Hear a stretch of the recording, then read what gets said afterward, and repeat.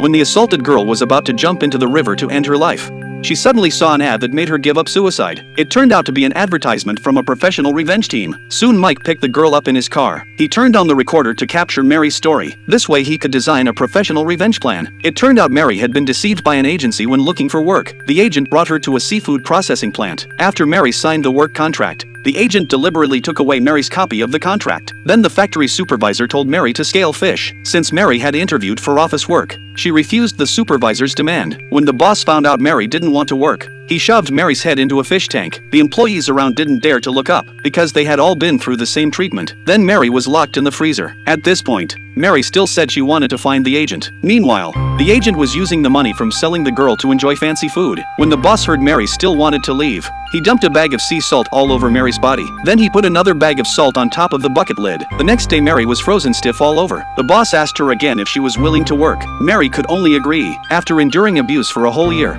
Mary found the right moment to escape. Then she noticed a police car appearing behind her. Mary immediately told the officer about what happened to her. But a few minutes later, Mary was sent back. It turned out the cop and the boss were working together. Mary faced even more punishment for trying to escape. The factory supervisor and boss even assaulted Mary multiple times. Mary eventually chose to kill herself, but the supervisor figured they still needed Mary to scale fish, so he sent her to the hospital. This gave Mary another chance to escape. She quietly snuck out of the hospital while the supervisor was sleeping. When she saw another police car, she could only choose to hide. After Mike learned about Mary's ordeal, he decided to get revenge on that cop first. Mike drove straight into the police car. After confirming the officer was dead, Mike immediately took his dashcam.